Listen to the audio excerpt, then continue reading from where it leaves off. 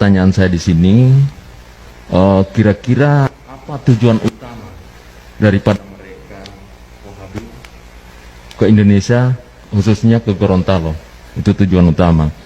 Kemudian dalam penyebaran ini membutuhkan dana.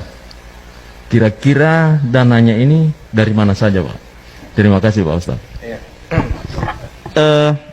Kalau target mereka itu, pertama, target mereka itu mereka mencari massa dengan sebanyak-banyaknya. Jadi mereka membuat taklim di mana-mana. Setelah mereka membuat taklim di mana-mana, ya, mereka sudah mulai banyak massa.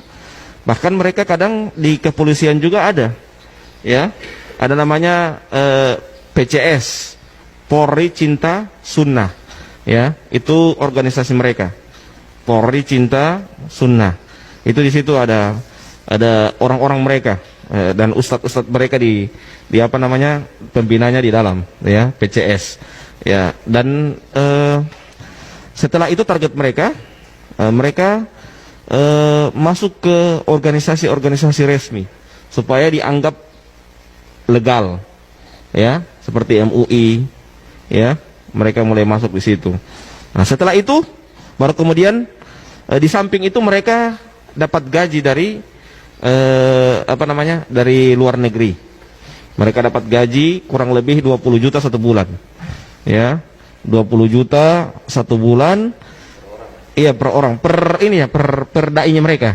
Iya, jadi ada per provinsi, satu provinsi itu satu orang, ya, satu orang dapat gaji, dan itu mereka dievaluasi, ya. Dan apa namanya, kalau di NU yang dari Timur Tengah itu cuman organisasinya namanya Robitoh.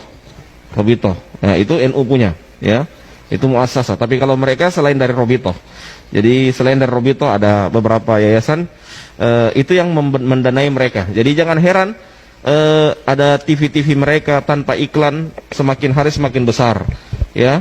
Sekolah-sekolah mereka tanpa bantuan tiba-tiba langsung besar. Dari mana dana seperti itu? Jadi mereka punya dana memang demikian. Dan sering tiap tahun kadangkala ada orang-orang yang dari luar negeri mereka undang, lihat tanah ini, lihat tanah ini, lihat tanah ini, dan itu tiba-tiba langsung ada pembangunan yang bertingkat-tingkat, dan juga alat, juga kamera yang cukup besar, ya.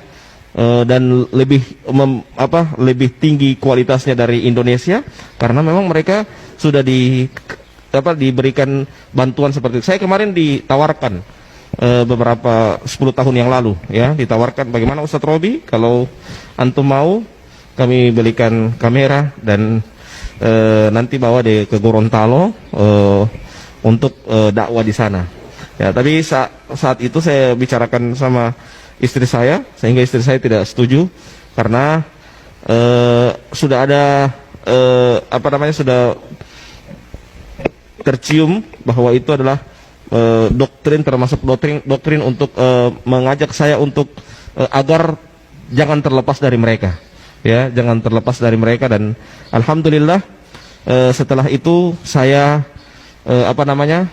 setelah itu saya dengan bertambahnya tahun, saya masuk ke grup Bahsul Masail NU. Di situ mulai cakrawala saya mulai terbuka, ya. Di samping itu juga saya ketemu dengan orang-orang Gorontalo, termasuk Habib Salim, ya, diskusi, ya, termasuk juga ada teman saya yang di Jawa yang pernah juga duet sama Habib Salim, namanya Ustadz Zulfikar Harun, ya. Itu diskusi, itu kalau dengan Zulfikar Harun sampai panas telinga saya, diskusi lewat telepon 2 jam masalah itu, ya, 2 jam sampai panas telinga saya diskusi masalah ini, ya. Dan alhamdulillah lewat itu mulai saya terbuka cakrawala saya. Dan kenapa sampai saya harus langsung tegas untuk keluar? Beberapa hal yang saya dapatkan itu suatu kerancuan. Di antaranya mereka memalsukan beberapa kitab, ya. Mereka memalsukan, bayangkan, ada di situ di kitab itu bab ziarah kubrin Nabi. Mereka hapus itu kubri. Jadi bab ziarah Nabi, ya. Jadi dipalsukan kitabnya sampai demikian. Bayangkan, ziarah kubur Nabi, dihapus kubrinya, ya, cuman ziarah Nabi yang ditulis. Yang mulai dari situ saya mulai, Allah, berarti ada hal yang rancu ini. Yang kedua, mereka menanamkan kebencian yang tidak disukai oleh gurunya, bukan tidak disukai oleh syariat. Jadi gurunya, jadi kayak orang-orang munafik yang kata Allah dalam Al-Quran, yastakhfuna minan nas wala yastakhfuna minallah. Ya, mereka hanya takut sama guru mereka, tapi tidak takut kepada Allah. Ya, jadi seperti itu. Harusnya kan kalau dalam Islam itu apa yang dilarang oleh Allah itu yang kita takut. Jangan malah justru takut kepada manusia dalam artian hanya takut sama guru mereka. Jadi siapa, misalnya saya sebagai guru, saya marah sama si A, semua murid-muridnya harus marah sama si A. Seperti ini misalnya, Habib Salim dulu saya anggap misalnya didoktrin ke saya bahwa Habib itu ahlul bid'ah, dedengkot ahlul bid'ah.